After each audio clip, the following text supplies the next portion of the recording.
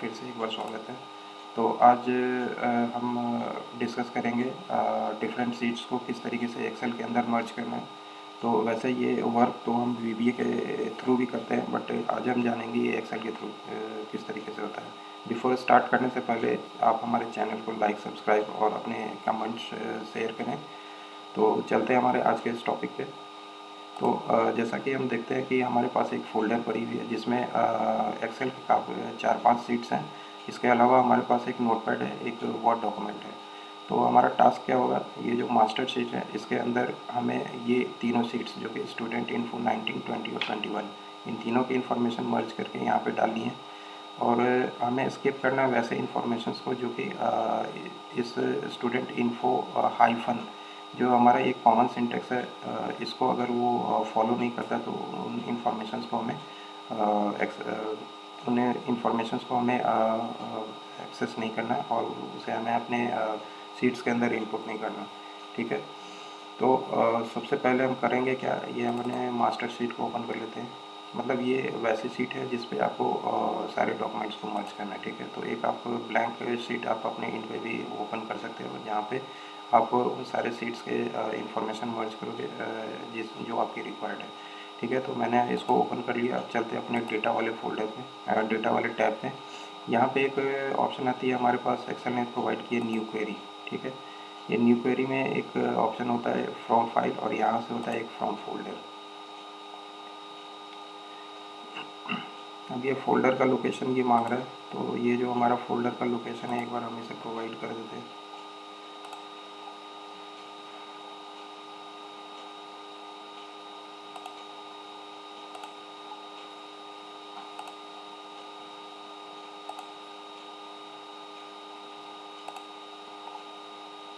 ठीक है। ये हमारा न्यू फोल्डर लोकेशन है जहाँ पे हमने वो सारे फाइल्स रखे हैं। इसको करते हैं ओके।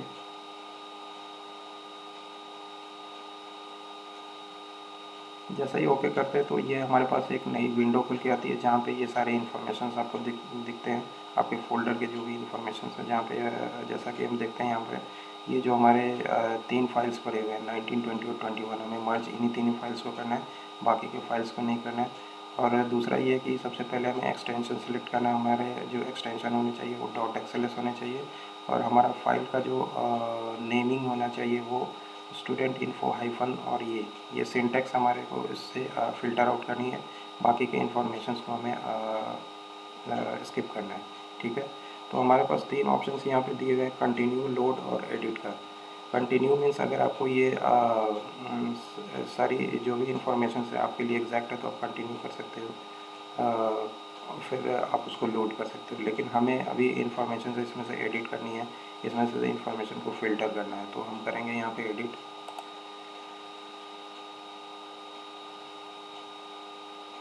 ठीक है। जैसे ही मैंने एडिट किया तो अब ये जो नई वाली विंडो है हमारी, ये आ गई है पावर क्वेरी एडिटर के अंदर। ठीक है। तो इसमें सबसे पहला टास्क हम ये करेंगे, जो हमारे एक्सटेंशन है उसमें से हमें ओनली .xls वाले एक्सटेंशन को पिक करना है।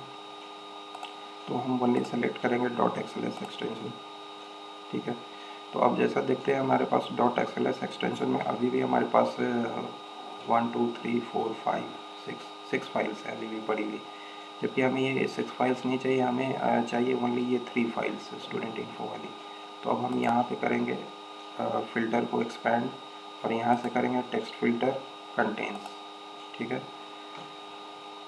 और यहाँ पे फ़िल्टर आउट करेंगे वैसे इन्फॉर्मेशन जो कि स्टूडेंट इन्फो वाली फाइल पे है। तो यहाँ पे हम टाइप कर देते हैं इसके सिंटेक्स को,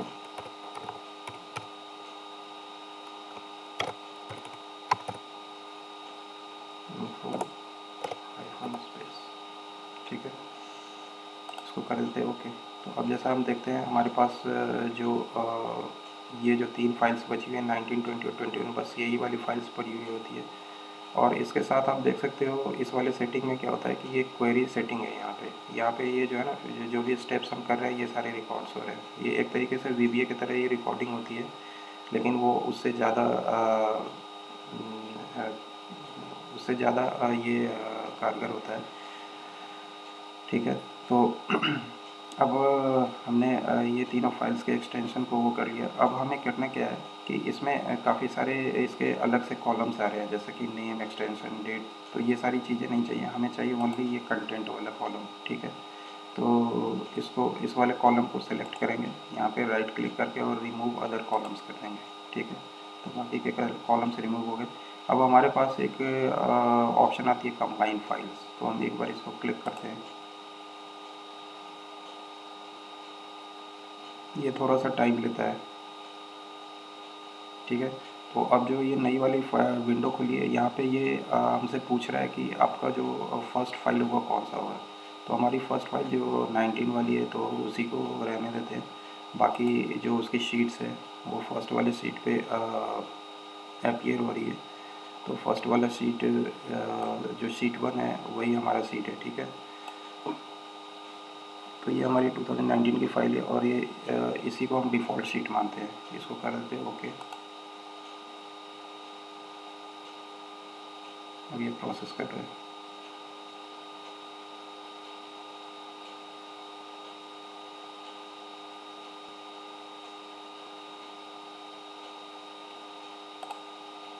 अब ये हमारी सारी शीट्स को इसने मर्ज कर दी। जैसा कि आप देख सकते हो यहाँ पे 6 कॉलम्स है और 63 रोज़ है, यानी कि हमारी सारी फाइल्स इसमें आ गई है। जैसा कि ये हमारे फाइल्स पे था, एक 10th क्लास की इन्फो थी, 7th की थी और 8th की थी। ठीक है, तो ये सारी इन्फॉर्मेशन हमारी पुलअप होके आ गई और सारी एक शीट के अंदर आ गई है। अब इसको हम करते हैं क्लोज एंड लोड। ठीक है, तो ये हमारा एक टेबल पाइवट टेबल बन के आ गया यहाँ, जहाँ पे ये सारी इन्फॉर्मेशन हमें आ गए। ठीक है, तो इसको एक बार हम क्रॉस चेक भी कर सकते हैं। तो हम जाते हैं अपने फाइल पे, सबसे पहले देखते हैं स्टूडेंट इन्फो 2019।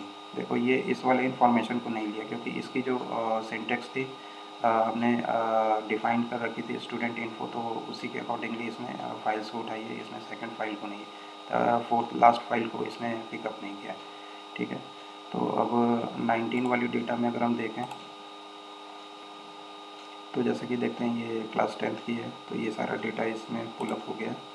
ठीक है, क्लास 10th, इसी तरीके से 7th और 8th की। अब हमें एक चीज़ और करनी है, हमने टेस्टिंग के लिए ऐसा कर रखा था। अब हम देखते हैं कि ये जो नेक्स्ट वाली शीट है, इस पर अगर इसी तरीके के अगले शीट्स को ऐड किया जाए तो वो उन शीट्स के इंफॉर्मेशन को ऑटोमेटिकली इस मास्टर शीट के अंदर पुट करेंगे नहीं। तो उसके लिए हम क्या करते हैं, ये जो स्टूडेंट इन्फो जो लास्ट वाली है, इसको चेंज कर देते हैं थोड़ा सा। ठीक है, इसको स्टूडेंट इन्फो हाइफन 2022 कर देते हैं और देखते हैं कि एक बार जो है ना 22 की डेटा इसमें ऑटोमेटिक इंसर्ट हो रही है नहीं। ठीक है, हमने यहाँ पे बस क्या करना है, उसके नेम को उसके अकॉर्डिंग सिंटेक्स के अकॉर्डिंगली चेंज कर देना है और जाना है अपने मास्टर शीट पे। ये आ गए हम अपने मास्टर शीट पे। यहाँ पे कुछ नहीं करना, आपको राइट क्लिक करके एक बार इसे रिफ्रेश कर देना। ओके, ये उससे पहले ये जो अभी इसने जो एक एरर मैसेज दी है, इसके लिए क्या करना होगा, आपको उस फाइल को क्लोज भी करना होगा जिस फाइल से वो इन्फॉर्मेशन पिक कर रहा है। तो एक बार मैं इसको सेव करके और यहाँ पे इसको क्लोज कर रहा हूँ।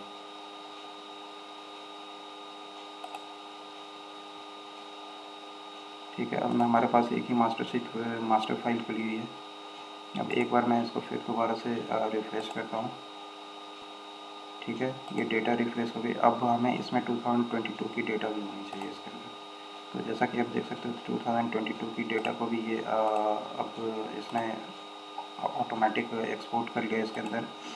अब ये काफ़ी अच्छा काफ़ी अच्छे इसमें ऑप्शंस दे रखी है। जब भी आप कुछ भी चेंजेस करते हो तो आप अपने इस वाले मास्टर ट्रांजैक्शन फाइल्स जो भी है, जैसे कि हमारे केस में तो स्टूडेंट इन्फो की फाइल है, वहाँ पे जो भी चेंजेस करोगे ये आपके मास्टर शीट पे रिफ्लेक्ट करेगी। ठीक है, तो ये थी हमारी आज की एपिसोड और होप आप सभी को ये एपिसोड काफ़ी अच्छी लगेगी।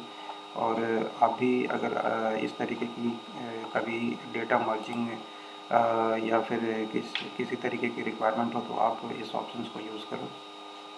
तब तक के लिए धन्यवाद। Have a nice day. Thank you.